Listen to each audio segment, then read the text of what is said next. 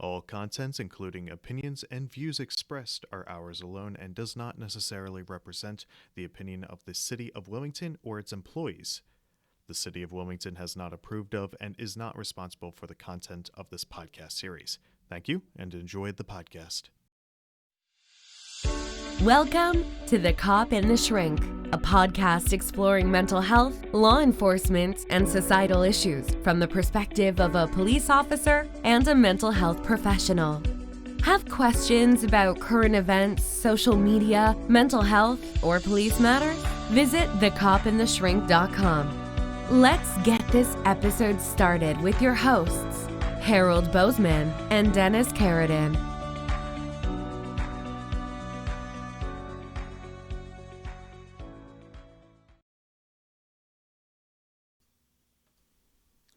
Welcome. We are at episode 8 of The Cop and the Shrink. I be the Shrink. And I will be the cop. I will be the cop. Hey, welcome everyone. This is, we're coming out after Thanksgiving, so hopefully everybody had a wonderful Thanksgiving, and also getting ready for the holiday season and all that great stuff, all that fun stuff that we'll talk about later. We've had a bit of a break here, right? We've had a couple of weekend trips and a little COVID scare, and now we're back on it. Now we're back here. Cool.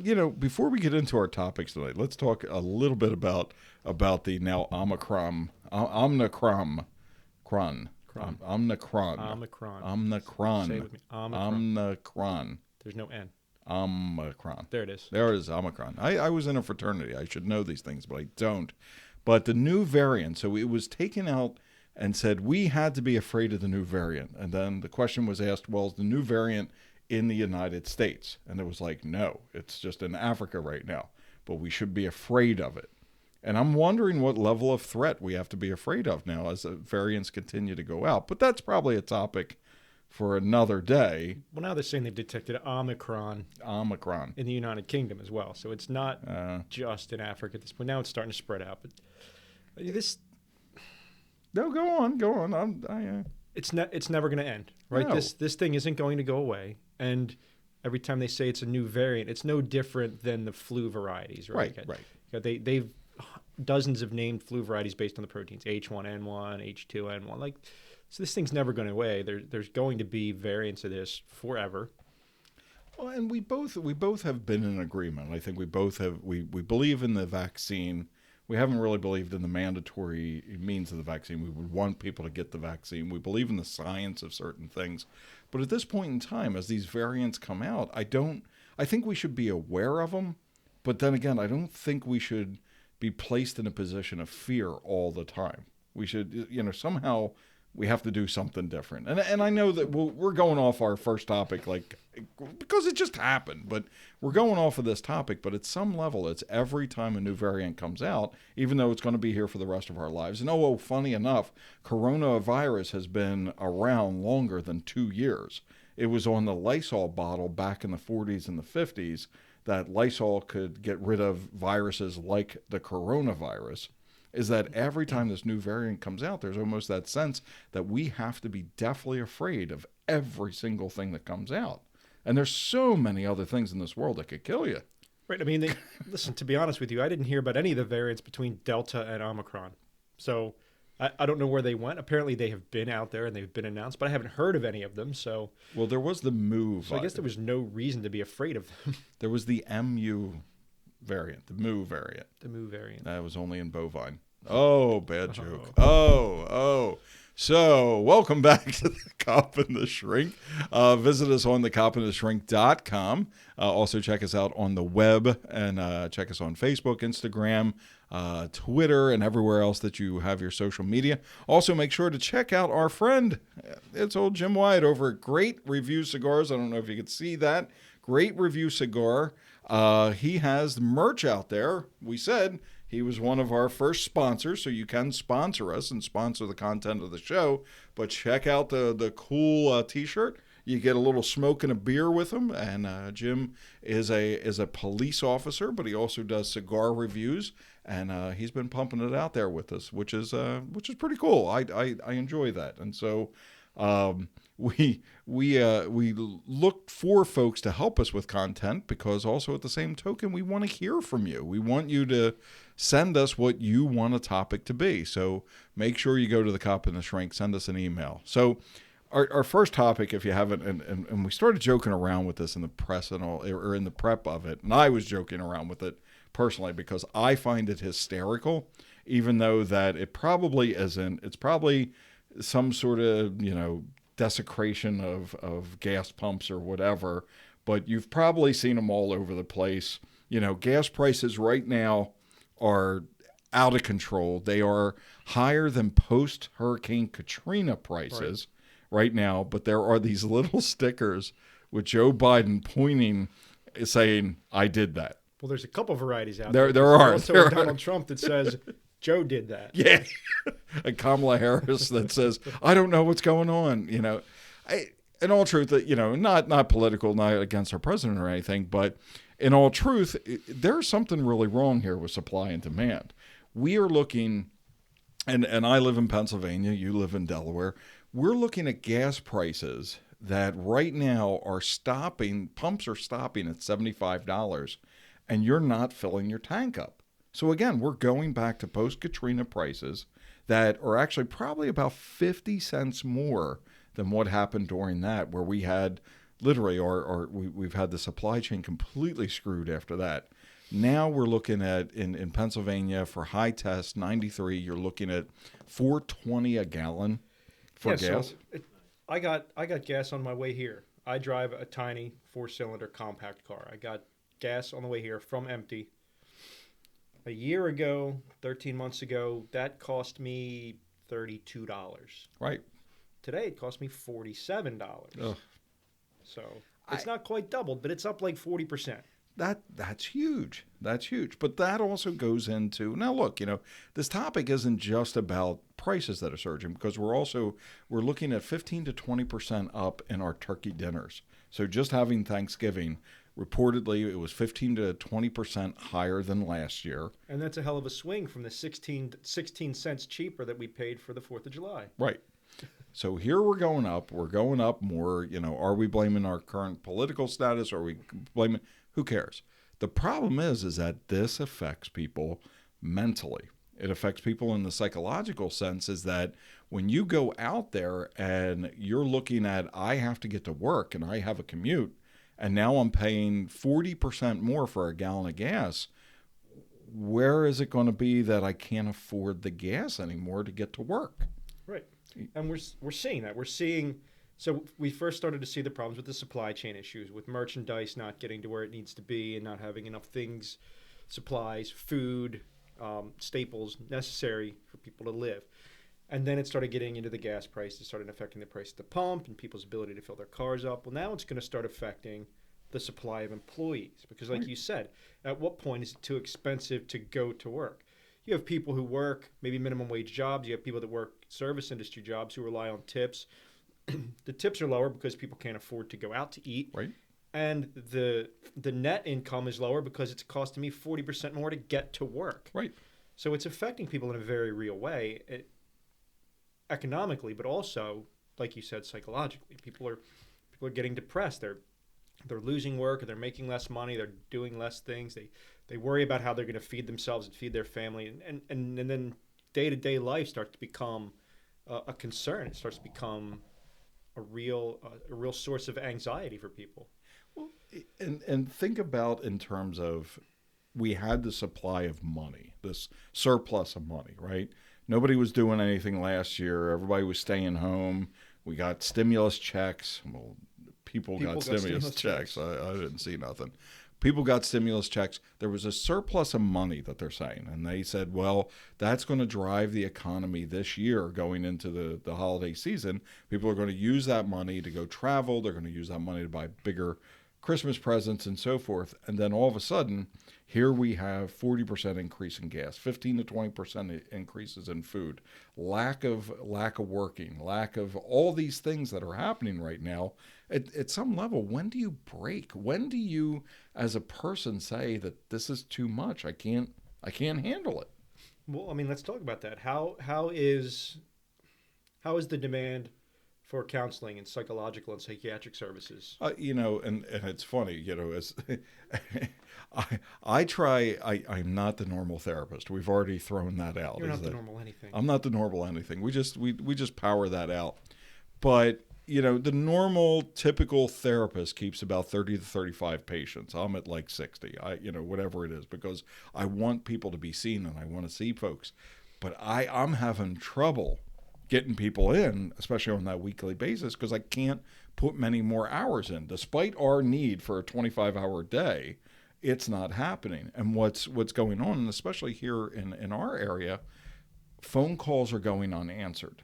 And I'll be the first to admit to that I'm not answering my phone every single day to get people in here because I'm reserving time for first responders and veterans and so forth. I'm reserving that time so I can get them in on those emergency basis. But we're seeing 6-week waiting lists, 7-week waiting lists, 2 months, 3 months waiting lists to get people in, or therapists are just saying, I'm not accepting any new patients. So now you have higher prices. Now you have lack of employment. Now you have, people not going out and doing the things because of fear, that the financial resources are going to go up. Huge demand for anxiety and depression counseling alone, and nobody's there to fix it. When does the rebellion start is what I want to know. When do we start picketing? When do we start doing something that goes into that level that now we pull in law enforcement and say, how do we stop this? Or does that even happen? I don't think it becomes a law enforcement issue. At this level, we're still talking about people's wellness and people's health and people's financial stability and things like that. I mean, at some point, all hell does break loose, right? People start It has to. We saw it, 4 years ago in Greece, when the economy collapsed in Greece. So there was widespread looting, there was violence in the streets, there were rebellions against the government. They tried to overthrow the government. I mean, so we've seen this happen, and not in ancient history, not in long past history. We're not talking about the 1940s and 50s. We're talking about in the last decade. Right. We've seen financial collapse cause real violence and real damage to infrastructure, to people, to lives, and we're going down that same road. Do you think, and let me put this out, is that, again, and we've talked about this multiple times, we'll continue to talk about it, and I think, hitting on that point, let's go to the housing issue right now. In the housing market, up in my area of the world, I'm in the Glen Mills area up in Pennsylvania, a nice area of the world up in Pennsylvania, is that you would see a house go up on the market for $700,000. The final sale price, which was only about 30 minutes after it went up in the market, was $980,000. Right. When does that stop? When does somebody find out that you just paid $1 million for a house that's worth $300,000 less than that, and you're still paying the mortgage on $1 million house that you now are completely upside down? Again, this is at some level the rebellion. Of course, now I sound like Star Wars, right? But at some level, the rebellion has to happen. Somebody's going to get pissed, and that's where things go out. Now, and I throw this out to you before you even say a word about that, is that we've been cursing out the police for the past 2 years, saying that they're worthless and we need to defund them. But this seems almost inevitable, and who are we going to need the most? Don't say the Ghostbusters. That'll piss me off. Trauma therapists? Well, no. Well, yes. But again... No, but you're right. It's because that's who they put out on the front line. Here, take your shields, take your helmets, go stand on the front line when the violence starts and the rebellion begins and the looting starts. You all go stand out there on the front lines with your shields and your helmets. And you're absolutely right. How is that going to work? How do we defund and diminish and shrink the size of police departments? How do we we take all of the sort of consequences out of arrest anyway these days? You've got activist DAs and activist judges letting people out of jail for serious offenses on a $1,000 unsecured bail or on their own recognizance. And so they're turning violent people back into the world, making law enforcement more difficult, while at the same time demanding that we shrink the size of law enforcement. Knowing that we have this inevitable wave of pain coming. Right. Instead of those stickers, if I did that, maybe it's like, What can you do? In one of our local jurisdictions here, we had the city council meet. It was either last week or the week before. The city council met about some federal grant money that the police department had applied for. And the grant money was to pay for, I think, a cold case investigator, some anti-violence patrols in the streets, and a couple other things like that. And we had a couple of council members bemoaning the fact that there were no social service grants being sought by the police department. And my first thought was, well, it's the police department. They're seeking law enforcement grants. If you, as the city government, if you three are concerned with the city needing social services grants, get your heads together and apply for some social services grants and hire some people within the city to do that. Right. The police department's applying for policing grants. We're not a social services agency as much as people want to believe. We do have officers that are specialized in mental health de-escalation, like mental health first aid and things like that. So we do train our officers to take on some social issues at their level, right? At the level where they are the first responder. Social services are not a first responder thing. Social services are a higher tier of care. Right. So if they want social services agencies in their city, then they should apply for some social services grants and staff those things. The police department it's like I said, it's psychological first aid. We got to put the Band-Aid on. Right.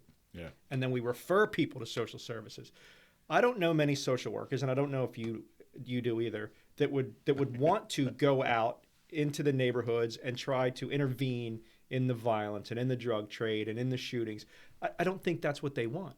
I'm having problems getting people that actually want to do trauma therapy, that want to work with people with PTSD or work with cops or work with firefighters, let alone having anybody that's going to go out into the world, which is a scary proposition. Look, and we're not saying that the need isn't there, but when the phone call's being made and nobody's answering, we have an issue. You can throw money at whatever problem that you have, but if ultimately you don't have anyone that's going to be there on the front line to kind of take care of it, it's there. Look, Chris, we have issues right now that we're not getting therapists, or at least they're not just therapists. I mean, psychiatrists as well, that are refusing to go back into the office and are just doing everything through telehealth, which we've already discussed that I have an issue with that.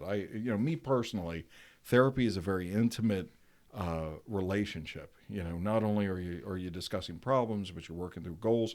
There's things that people are saying that ultimately are life-altering statements that are being made in an office, but yet we're going to do it over the phone, or we're going to do it through Zoom or whatever it is. So I don't get to see you as a full person. I get to see your head. I don't know what your body's doing. I can't take an absolute read on it. But we're not being able to get people back into the office, let alone getting people into a police cruiser to go help somebody on the front line when all this bullshit collapses. Right, and that's exactly. God, I got all frustrated right there. I don't have a problem with if the city wanted to hire social services people and put them in the police department, put them in there and have them, because I don't think you'd find as many social workers, psychologists, therapists that would want to go out into the field. You might find a few. There are some jurisdictions that have partner cars, police officer and therapist, out in the community. But you're not going to find very many people who are willing to do that. I think you find more people who are willing to have an office at the police station, have the mental health trained officers go out in the field, intervene in the things that need intervention, and maybe bring people back. But that's not something the police department needs to seek funding for. If the city wants those services, the city should seek the funding. Right. Well, and that not only grants, but there has to be that allocation for that type of stuff. There has to, okay, let's even break it down before we even apply for money. There has to be a desire.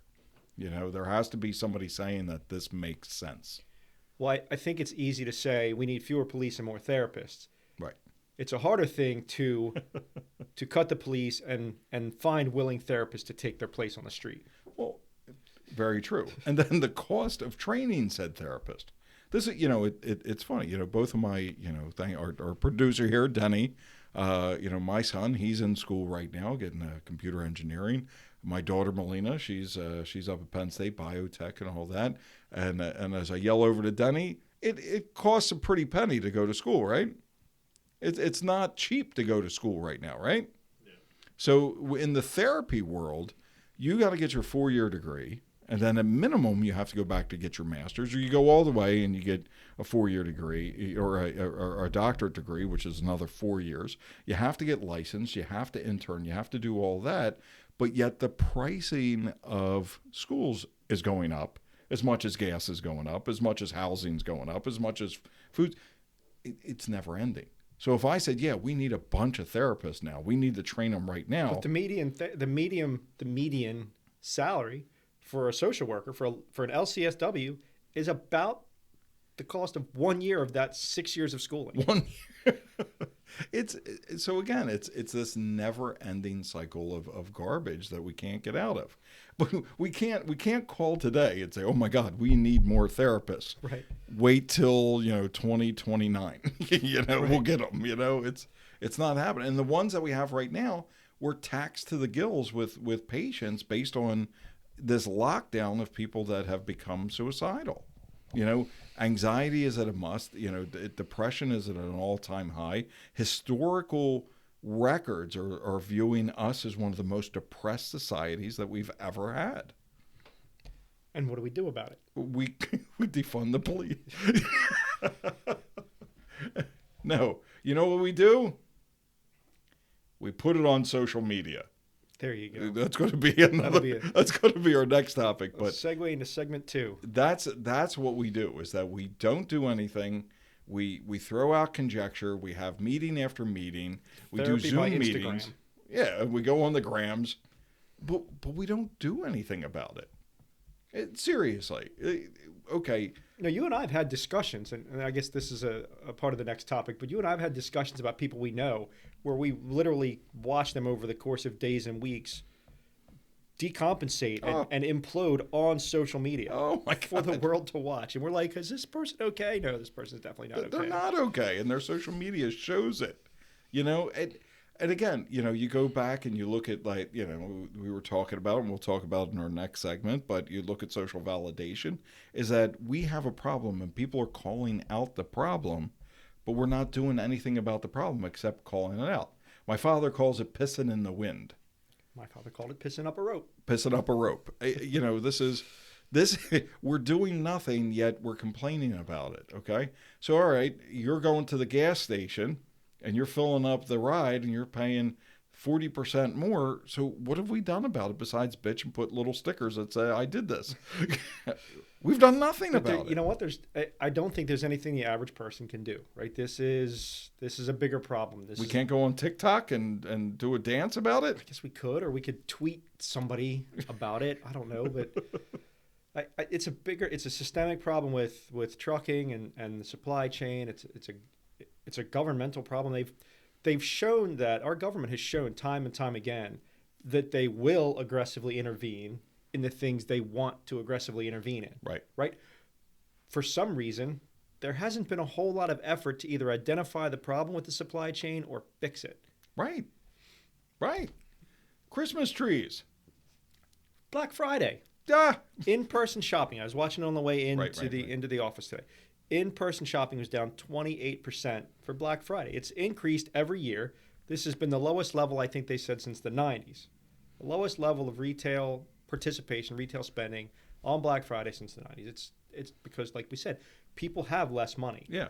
A lot of people can go out shopping because they're fortunate to have higher incomes and they can make it out shopping. But a lot of people have a budget that's very strictly adhered to. And if they can't afford to drive their car to work, to make their tips, to pay for the gas that it costs them to drive to work, they definitely can't afford to go out on Black Friday and splurge on frivolous things.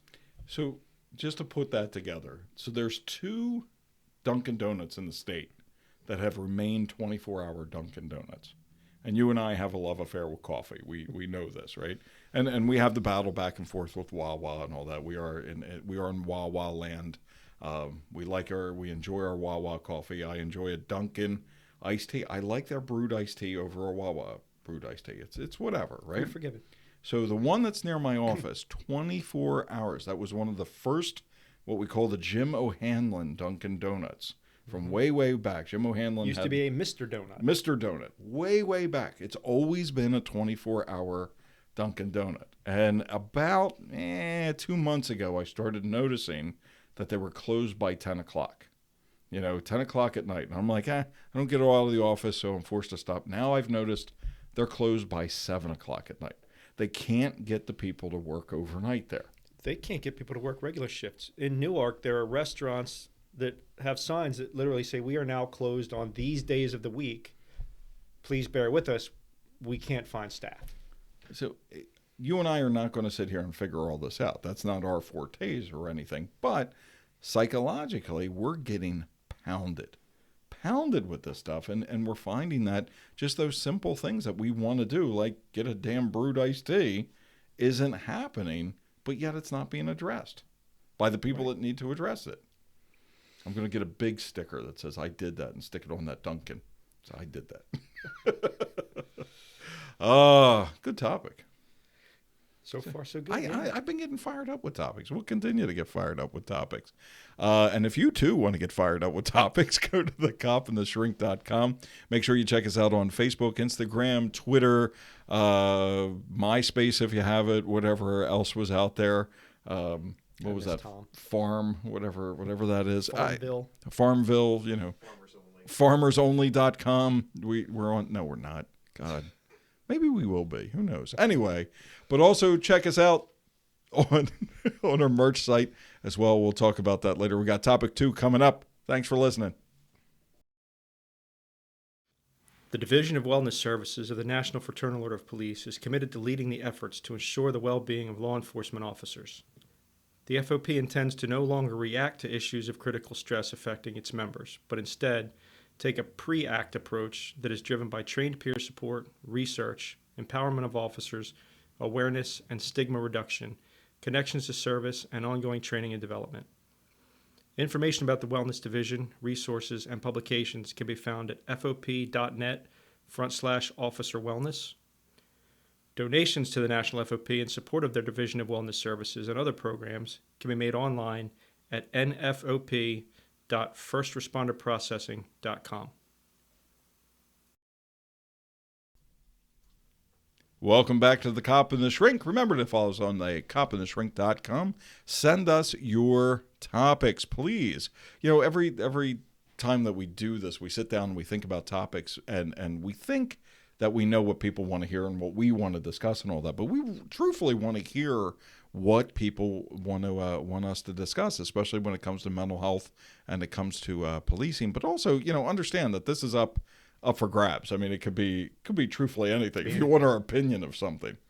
And as a side note, in case you wonder why we're always laughing when it cuts back to us, frankly, we're hilarious. And we crack each other up. And I know we have serious topics here, but we really are. On the breaks, we're hilarious. You should probably come in the studio and watch this. That's the other thing. If you want either A, to be a guest, or B, you have somebody that you think is a guest and might be actually, I don't know, entertaining, or they have a story to tell, we would love to hear you. So go to thecopandtheshrink.com. Also check out our merchandise as always. You want to check out Wagon House Winery. We have the Captain's Punch here. You can check us out on the TraumaSurvivorsFoundation.org. The Captain's Punch is delicious. Take my word for it. The sweet red wine made with the Concord grape. We were talking about this with Captain Davis, who is aptly named after the Captain's Punch with it. And to meet this man, you are meeting a living legend, is what he is. We absolutely love Captain Davis. He's an amazing person. But the wine was made specifically with the Concord grape, because the Concord grape has the hardest type of skin, like this very, very robust skin on the outside, but it is the sweetest grape on the inside. Oh, just like the Captain, right? Oh. We also have Survivors IPA, which is going to be coming out, making it another round into the Delaware markets or in the Pennsylvania market. We're looking at making a hazy IPA as well. That might be coming out here soon with Big Oyster Brewery. And also check out drinksurvivors.com, our Survivors beverage company, especially for the holidays. You want to buy somebody some coffees and some teas and all that great stuff. We got every blend possible on that website. Make sure you check out drinksurvivors.com. Cool. Very good. Anything else? Any other .coms we have? I think that's a lot of .coms. That's a lot of .coms. That's a lot of .coms. Speaking of .com, oh my God, an amazing segue. Cyberbully. Have you ever cyberbullied anybody? Have I ever? No, I'm no bully. You've never cyberbullied anybody. No. Have you ever typed into the abyss known as the interwebs? Ever typed into the abyss something salacious at someone? No, what I do is I will post something intentionally provocative. Intentionally inflammatory, provocative. But not at someone, not But with you're the not a intention- provocateur. Not with the intention of bullying anyone. I'll type something in general, just post it, and then sit back and watch the mayhem ensue. Like I like to watch people. People will they'll do one of two things. They will either argue with me about my post, Right. or I can get people to argue with one another, and I can just sit back and enjoy the show. But that's not bullying. That's just That's pot stirring. pot stirring, right? Pot stirring. Because there's no target. I'm not picking on anyone. I'm not trying to belittle someone. I'm not trying to make someone feel badly about themselves. That's not the kind of cyberbullying that we're discussing here. We're No. we're discussing the kinds of things where you read on the news where a cheer mother belittles and berates her daughter's competition, her daughter's rival, to the point where it causes this person to become depressed or become suicidal or quit the team or what have you. So this is the kind of cyberbullying we're talking about. And we also have to define. You're right. The cyberbullying is an attack based on a salacious or even nefarious reason. You want to hurt somebody. You want to go after somebody. I wrote this today. I did a post, a little pot stirring post. All right. I wrote, social validation is the thoughtful effort of shaping perception aimed at producing a ratifying response. So when you post a hate-filled social or political rant, a quote-unquote poor me story, a negative commentary on someone's post, an angry opinion on whatever subject, do you feel personally satisfied because you have actively self-ingratiated on social media, or do you just like being an asshole? Just curious. And to paraphrase Mike Tyson on that topic, Mike Tyson once said something similar to, it's not a direct quote, I don't remember the exact quote, but Mike Tyson said something similar to the effect of, social media has created a generation of people who feel like they can say whatever they want without the fear of being punched in the face. And he would be the last person that I would want to be punched in the face by, right? Absolutely. But we've talked about that in other in other episodes, that we've talked about there is a value of being punched in the face as a kid. Right. Growing up in the same era where you and your buddy have a falling out, you get in a fight behind the school because everybody gets called out at 3:00 after school. We're gonna fight. You fight the next day. You're like, sorry, man. Sorry. All right. What's up? Type of thing, and you're done with it. Now the fighting, like you're saying, it's like the soccer mom. It's the Karens and the Kyles of the world that just go after, and then the kids go after. It's this assassination of not only character but of person. And they try to destroy people, and it's not just the little fella either. It's not like the little guy, the unknown person in a suburb somewhere in western Delaware. It has grown into a place where rich and powerful people and influential people are bullying others. It's this whole cancel culture. You said something that I don't like today that you typed 10 years ago, so you're fired, and I don't like you, and I'm going to make sure everybody doesn't like you. Yeah. Like, I'm going to destroy you because I disagreed with one thing you said.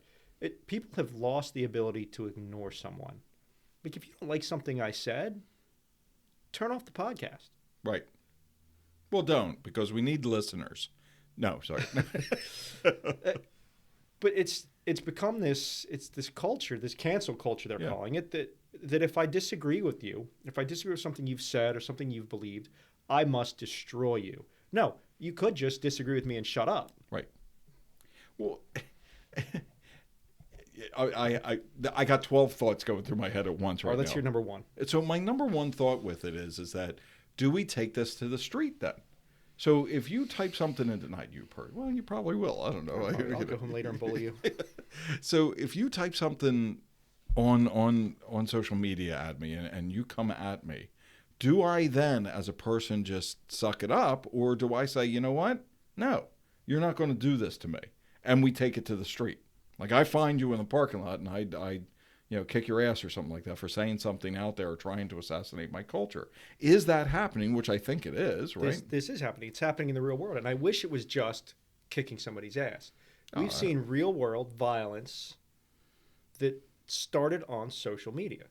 You've liked the wrong photo of the wrong girl online, or you've called out your ops on Instagram or on Facebook, or you've insulted somebody, or you've attempted to bully somebody and they're not taking it and they're going to take the Mike Tyson route instead. Right. We've seen instances in the policing world of people who are riding around looking for their rivals, live streaming themselves with guns and masks, out searching for shootings to commit. And it's so this social media interaction does spill out into the street, and it produces real life violence. And I don't mean fist fights. I mean, people are getting shot and people are getting murdered over things that started on social media. How senseless is it to lose a life because of an Instagram post? Because of you liking somebody else's girl's picture. Right. Or you calling whatever. somebody the wrong name. So that goes to my second one, is that do we now have laws against that? I mean, psychologically, obviously we're ripping apart certain pieces of our society by being able to be open. And look at it. We're talking on a podcast here. We're in a country that we're allowed to sit down in this office with the American flag behind us and talk about any type of random crap that's in our head that ultimately we could put out into the world and say, this is our opinion. We could say anything that we want with this. This is our society. This is our freedom to do this, right? Right.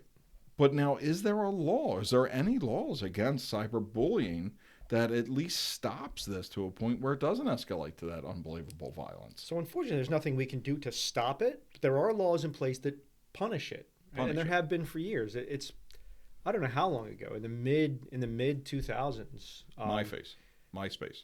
There was an instance where, like I said, where a mother bullied a young lady, a high school girl, bullied her literally to death. Like, belittled her, bullied her, wouldn't leave her alone, harassed her, stalked her, until the point where the child committed suicide because she couldn't take the anxiety, the depression, the pressure, all of the things that came with being bullied. And then that's really when the laws against cyberbullying began. There was nothing on the books then. Wow. And they found it incredibly difficult to prosecute and punish that mother, but they passed new laws in that jurisdiction, and then it kind of started to spread across the country. Right. So there are laws about cyberbullying and cyberstalking and things like that punish it. Right. But the laws don't prevent it any more than a speed limit sign prevents you from speeding, right? It may be a deterrent for some people, and some people might just decide that it's worth the risk, or that they can do it with impunity and get away with it. But are these those laws that are just kind of out there that nobody knows about? Like there was a law, and we can go into. There's actually a website dedicated to unknown laws. It's kind of unknown, bizarre laws that every college student across the United States actually breaks a law every single day because they walk across the institution's lawn. There's a law out there, and it's a federal law. You are not to walk across the lawn of any institution. It was enacted in like 1810 or whatever it was. It's never been taken off the books. It's just there, right? So are these cyberbullying laws out there, and nobody knows about them? I forget what the number is, but there was a study years ago that said that, like, in an average day, the average person just going about their business and their day-to-day routine breaks a number of laws that they didn't know existed. So, I mean, yeah, I wouldn't say that there's no knowledge of the cyberbullying or the anti-bullying laws. I think that they're seldom used. Right.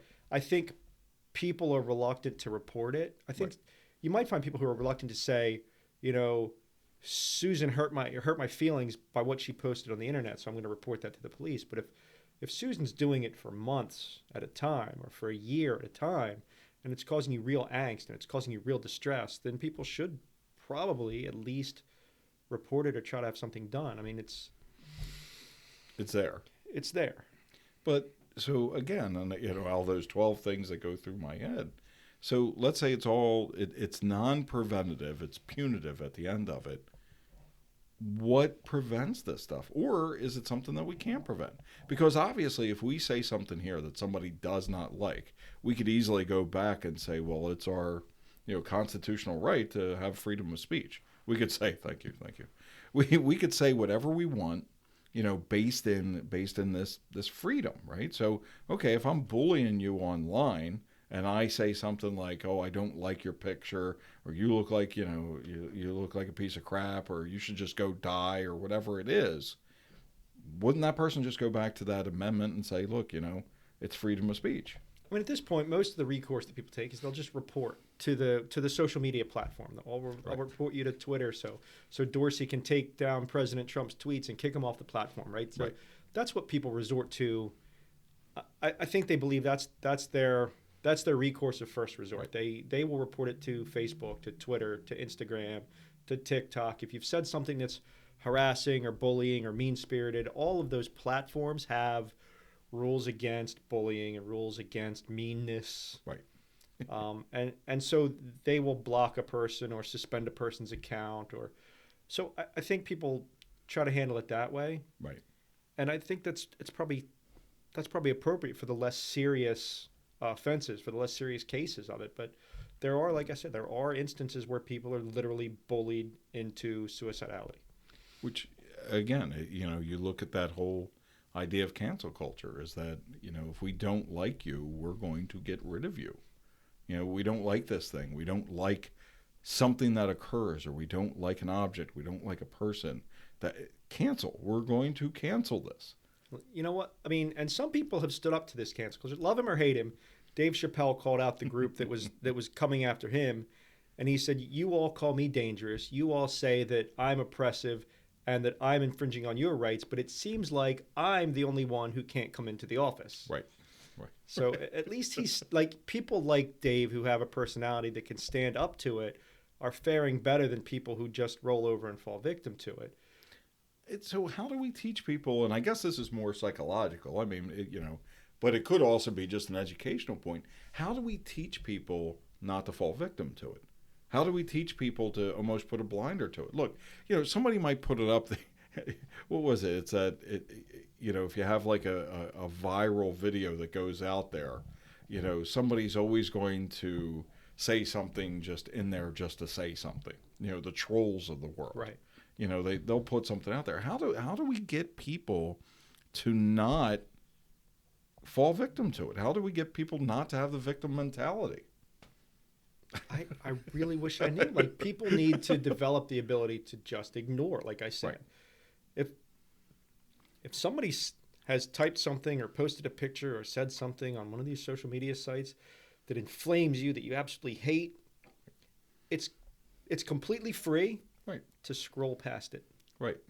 It's free. But isn't there a need? And I've been there, that you see it and you go, and you're ready to type in something that you think is just going to be horrible. I will defend myself and my family and friends, but I don't necessarily need to defend anyone else. Like, True. I don't have to defend a political party or a political figure or an opinion, or I don't have to defend any of that. Now, I'll post things to see who else will defend it, but it's absolutely free to scroll past things that piss you off. Well, no, and I agree with that, but it's trying to tell people to do that. Of how do you get past this?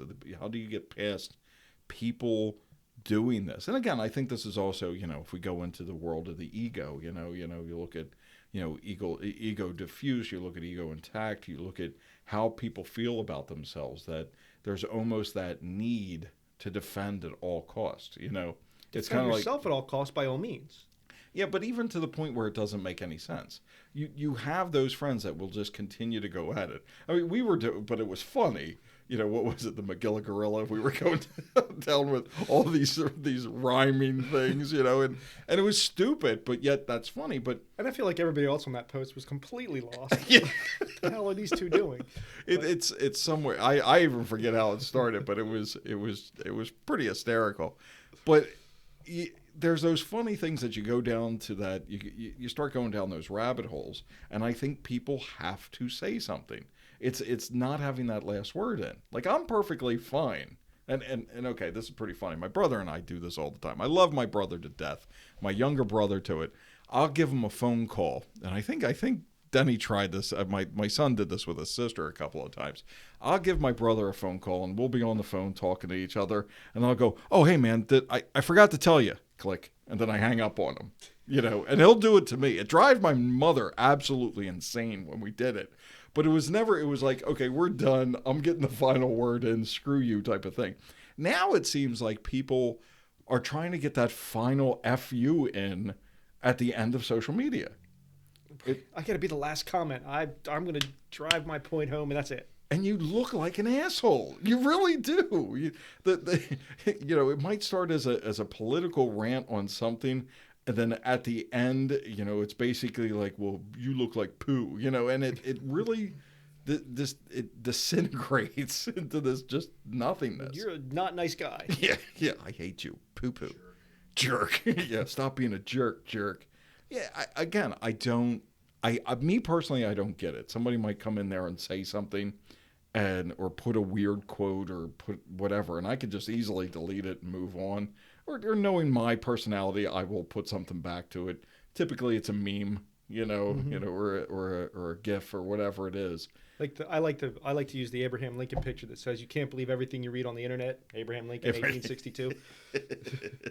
or anything. Again, we go back to Family Guy, or mine's always the and I forget what show it came from, but the guy saying "noise." I gotta always put "noise" in there somewhere. But again, I think we break it down, or at least we break it very, very down to this level that I have to have the final say, and if you try to hurt me, then I'm going to hurt you back, and then that's where this all goes. And it's also older people too. So, if you're going to hurt me, and I'm in the right headspace, and I'm going to hurt you back, and we're kind of approaching this on the same level, okay. That's two people having an argument on the internet. What gets out of control is when someone is in a more vulnerable position, is getting bullied, getting driven to anxiety and depression and sadness. That's where it becomes problematic. But then also, the two people that are in the headspace to be approaching it on the same level sometimes carry it out of the phone and out of the living room and into the streets, and that's where it becomes an actual real world problem. Becomes a crime at some level, because you're attacking We have each young other. people losing their lives over stupid social media disputes. I think that this country would really benefit from if the FCC just turned off social media. Give us 6 months. Turn off all social media for 6 months. Ooh. Make people go out and play. Make people make phone calls. Make people have dinner and drinks and have conversations. Like being people? Yeah, being people. Like people have. like I said adult this things? in an earlier episode. People have forgotten how to people. Oh yeah, they have completely. They have, and some of them, you got to look at it. Some people are to the point. What was it? There was a video of a woman at a Whole Foods, and she was hungry. She just said she was hungry. Now, she was wearing pajamas, looked like she just got up in the morning, and she went to go get, it was like a breakfast burrito. And it's kind of the Michael Douglas movie, Falling Down, where, he comes in for the whammy burger, and he wanted the whammy waffles at 11:30, and it was 11:32, and he couldn't get it, Right. So this woman at the Whole Foods walks in her pajamas, like she just woke up, and it's 11:32, and they stop serving these breakfast burritos at Whole Foods. Again, outrageous prices, right, at 11:30. And she starts from the back of the store to the front of the store screaming, "Hungry!" and throwing things at people. And then she'd go down to the next aisle, "Hungry!" and start throwing. She then attacks a woman that was holding like toilet paper, and she's just going. And you know why? Because she couldn't get hold of her therapist. It goes back to her. But I'm saying Back is to the that supply chain. now that goes out onto the web. It's all interconnected. Yeah, it's all interconnected. It's the many levels here. But now that goes onto the web, and people see that, and then does that become acceptable? Like, oh, well, this woman got away with it. But you know what's worse is when something outrageous happens, someone's like, "Oh, that went viral. I could top that. I could do some shit that's crazier than that." So that's why we have all those challenges. The what was it? The milk crate challenge. That. Oh God. More people ended up at the orthopedic surgeon than we knew what to do with it. But There's other, so funny one. And as we wrap it up, there's also funny things about social media. My wife and I did this. So my wife had a penchant to, and love Laura to death, but she puts little suggestions out onto the web. And she suggested, she put it out on my post in my Facebook, that she goes, wow, happy birthday. Wouldn't birthday cake be amazing tonight? Now, mind you, she did this and it was in October. My birthday's not until March, right? And so she just puts out the little post like, wouldn't it be nice to have birthday cake tonight for your birthday? My social media blew the hell up. I got phone calls from people. I can't believe I missed it. Happy belated birthday. Way to go. Blah, blah, blah. Dumbass, it's in my profile. And I had to write in.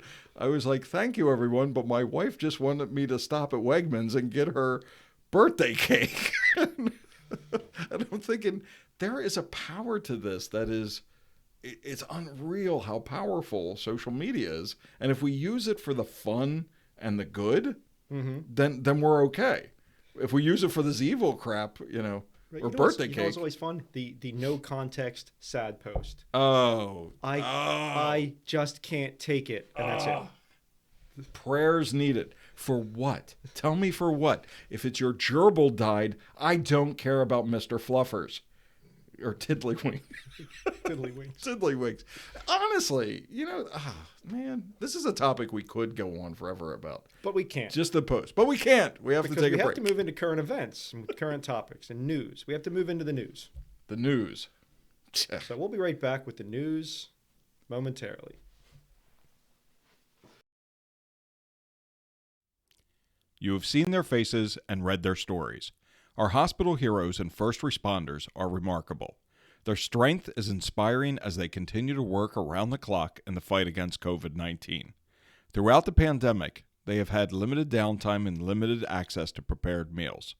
Our hospital heroes are working in extremely stressful environments, literally placing their own safety at risk to help the sick and dying. Our mission is to show these frontline workers that we, the community they are caring for, supports and cares for them through the simple act of providing them with a prepared meal to help sustain them through the day. To complete this mission, we are partnering with local restaurants to deliver quality food directly to hospitals, urgent cares, testing centers, treatment centers, nursing facilities, and first responder stations.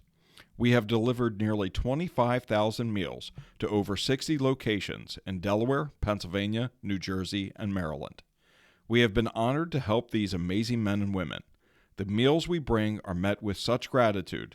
In those moments, as the meals are set up, we see their gratitude in the form of tears and laughter. A simple meal can provide hope in the face of this terrifying disease.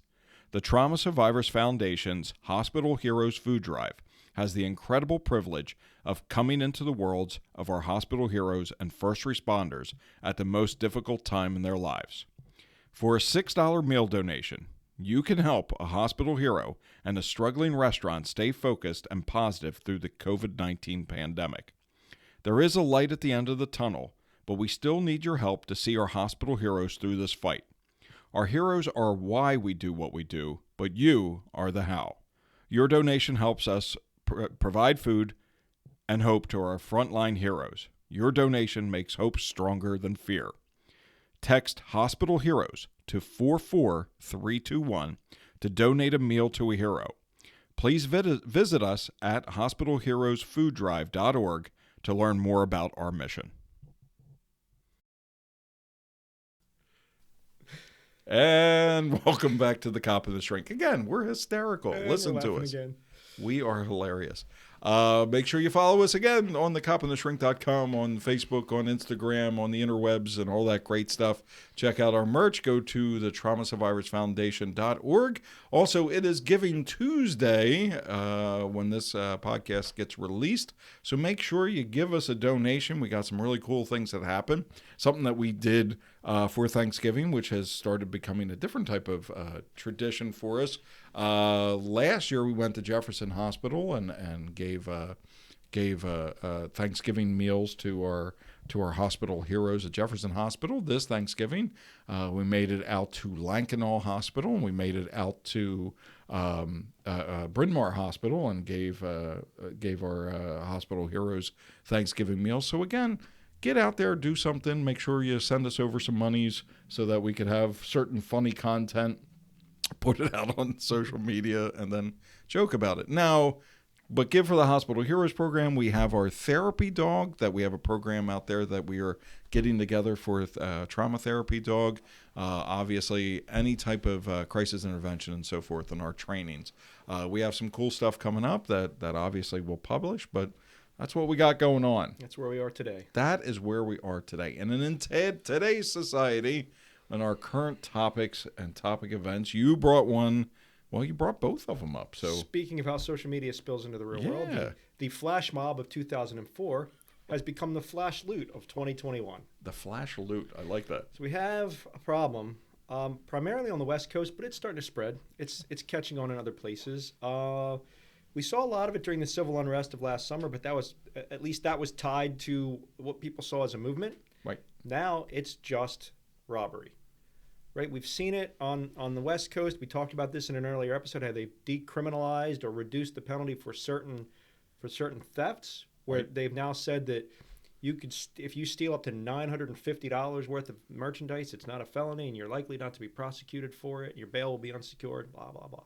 So we've got these roving bands of 20 or 40 people who are showing up in an organized way, parking their cars, leaving a driver, leaving the car running, and they're rushing these stores, bashing out the windows. They're knocking people down. A couple days ago, a security guard was murdered during one of these events, and they're looting these high-end stores. They're emptying out Neiman Marcus. They're emptying out Louis Vuitton. They're going to these shopping meccas, and they're looting stores. And this time it's not a movement. This time it's not unrest. It's not spontaneous. This time it's planned. It's organized retail theft, and people are getting hurt, people are getting killed, and it's organized on and through social media a lot of times, and it's a direct result of the policies that have decriminalized these things. If you got 40 people that are each stealing $900 worth of stuff, then you've got $34,000 worth of stuff that you've just stolen. Dear God. And not one of these people has committed a felony under these new laws, under these permissive policies. So, and I'm not laughing about that. I'm laughing at the fact that they are organizing 30 to 40 people. Have you ever tried to have a kids party where you're trying to organize 25 to 30 adults to bring a potluck? I mean, we can't get 11 volunteers to a beer fest. We can't. How? So here's social media. 4 food trucks to a beer fest. 4 food trucks, bastards. But there's another .com. Go to DelawareBeerFest.com. There you go. But how do you get? Again, it has to go through social media because you're not doing it in a group chat. I don't think. How are you getting 30 to 40 people to come in to know exactly when, where, how, who, all that great stuff? It has to be going through something. They're setting up private groups on social media, and they're by invite only, and they're organizing it there. So do you believe that this is going to go from store robberies to home invasions? Well, I would hope not. I mean, Hope not, but do you think that there could be a potential link to this? I think that there could be violent activities organized the same way. It probably wouldn't be on the same scale. Couldn't be. These store robberies, the goal is to get as much merchandise out of the store and away from the scene as quickly as possible. And so that's why these groups are so large. Now, I'm sure that these little criminal groups and these little street gangs are probably organizing their activities through social media. Right. Like I said, I see a lot of their activity. Right. Police agencies are actually sometimes able to monitor social media accounts and see them doing live streaming these things, right, and stirring the pot. So we're able to see these things going on almost in real time. So we know that the street crimes and the street violence are organized this way. It's just not on the same scale. There's not as much to get at my house as there is to get at Neiman Marcus. We might right, have one Louis Vuitton bag at my house. Right. Neiman Marcus has 64. Right, but I'm just thinking in general that, okay, we're going to hit this neighborhood and we're going to do a synchronized attack to this neighborhood. Now, I could be wrong and I don't want to stir anything up, but obviously if this is happening at these stores, technically it could kind of happen anywhere, like car boosts or something like that. You've seen Gone in 60 Seconds. It's riskier to do in the neighborhoods, wouldn't you agree? I mean, you don't know whose house you're running into You do in not. the neighborhoods, and You do not. it's risky. And Right. for whatever people think about the exercise of the Second Amendment, the real truth is that it's a deterrent, right? Right. You may not be afraid that you're going to run into somebody armed on the street, but you're probably less likely to run into an occupied house, right? Right. Most house burglaries, contrary to what's portrayed in the movies, don't involve somebody sneaking in the night while people are asleep upstairs and quietly stealing things and sneaking back out. Most house burglaries take place through a broken back door in the middle of the day when everybody's at work. Right. When everybody used to be at work. So what were they? The wet pants bandits? what were they from Home Alone? You're not saying it's a coordinated effort of watching all the lights go on and off during Christmas and all that? I don't think that's the case. I think that they're crimes of opportunity. But this seems, and again, I've used that term a lot. Again, we have to look at our society and where we are. This seems exceptionally brazen. You know, you have 30, 40 people kind of onslaught, but look at the overwhelming factor that's going to be there, that they are overwhelming a store with the presence that they're coming in with this. And you might have one or two security guards, and then you have counter help and all that. That these people, I would think at very minimum, beyond traumatized, you're probably in that absolute freeze mode because of the onslaught of this going on. So there's little defenses there as well. And now you're saying, you know, the guard that was killed from it, that you're taking this to a level that right now is just kind of out of control. It is. And the same mayor and the same district attorney that a year ago were saying we should decriminalize these acts are now calling for aggressive prosecution of anybody who's caught in connection with these things. So do we hate the police or do we not? Can we make up our minds? Yeah, could you tell us what's going on this week? And then try to call a therapist, and you're not going to get a phone call You're not going to back. get a hold of the therapist because he doesn't answer his phone. There's 35 messages on his phone right now. I think 35 is light. But again, I don't know. I think and where does that drive the economy at this point? Because obviously all of these larger businesses hold insurances, right? So how many thefts are acceptable? You know, do you lose $1 million a year, and as a big box store consider that acceptable?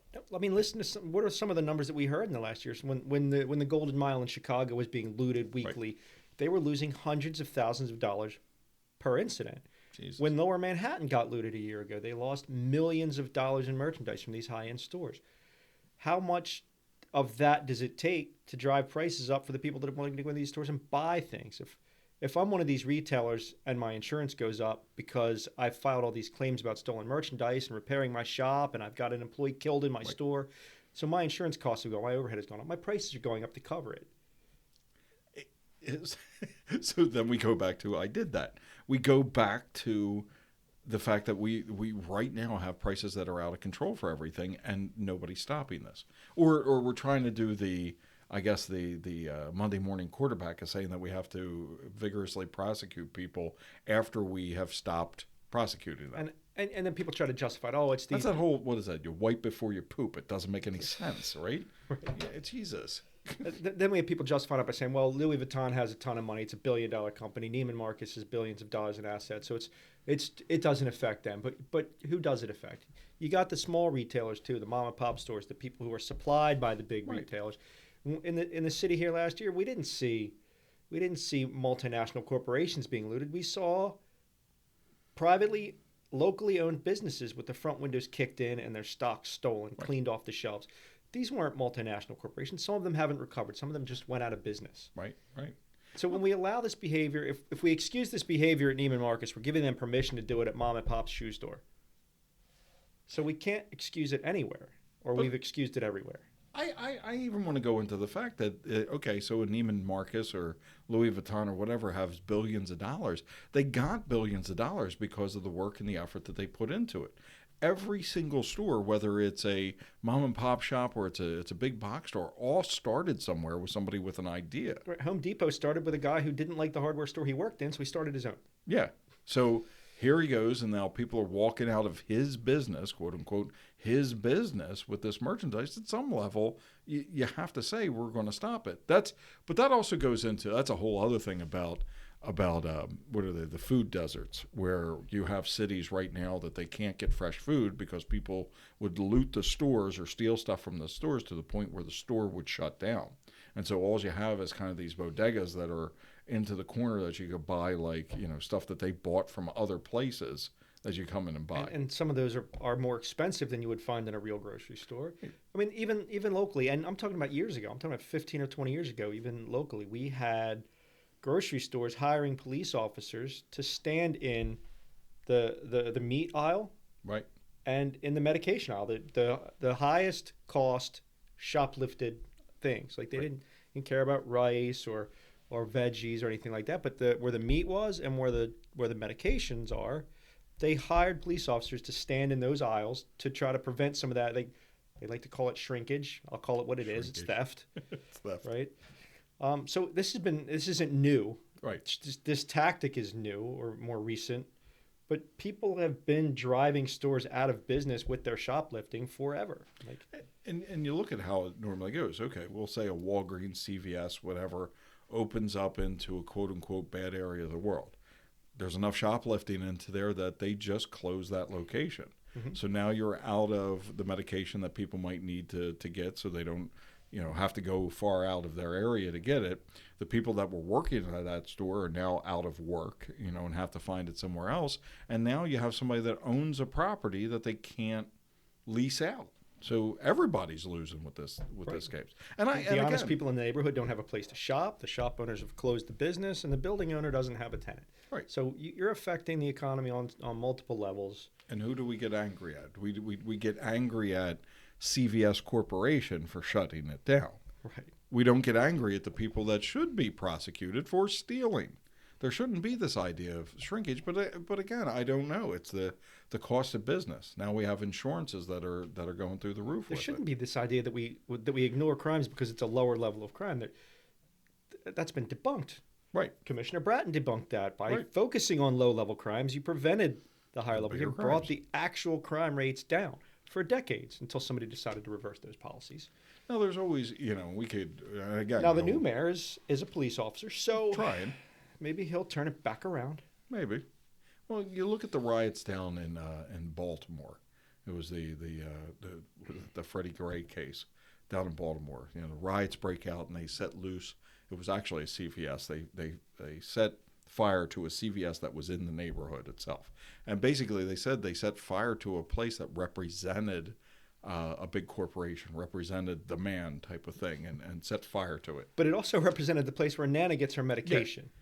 So you're screwing yourself by doing this. So now we got these flash mobs that, are not dancing to certain songs in the middle of Times Square. They're looting Times Square. Right. Or maybe not Times Square yet, but they're definitely looting other places. So don't do crime.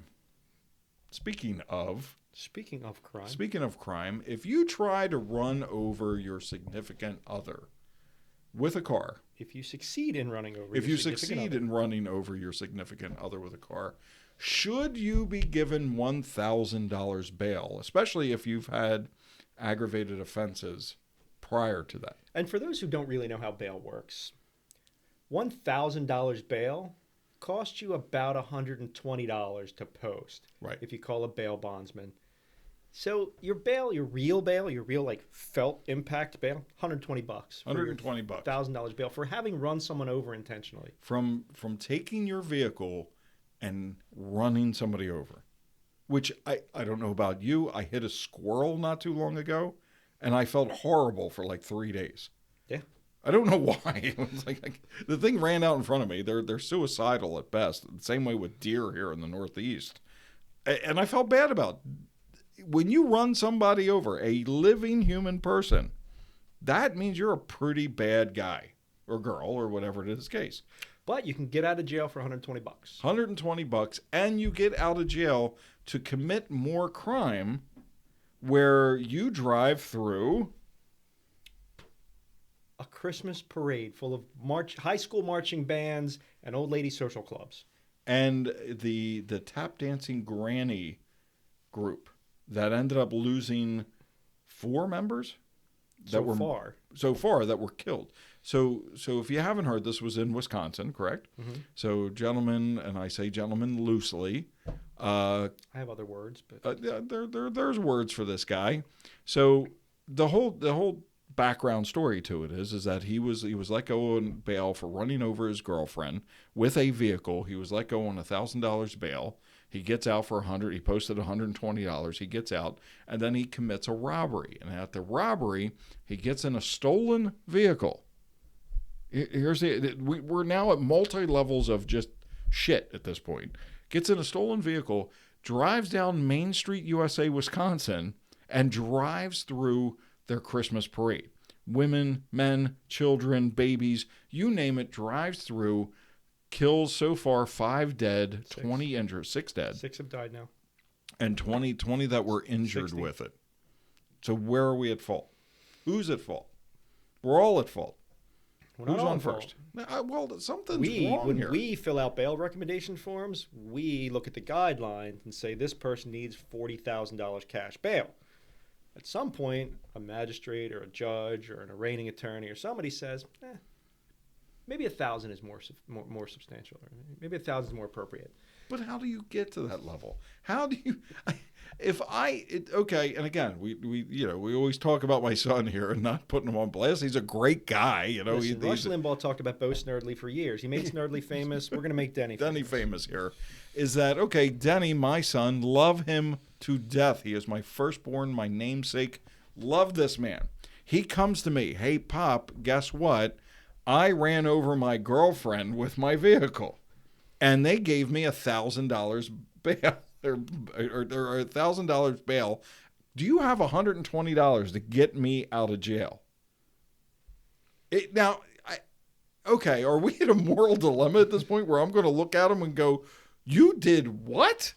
I didn't. Well, it depends if I like the girl or not. I guess no. But I mean, it'll be imaginary either way. oh, you know what? No.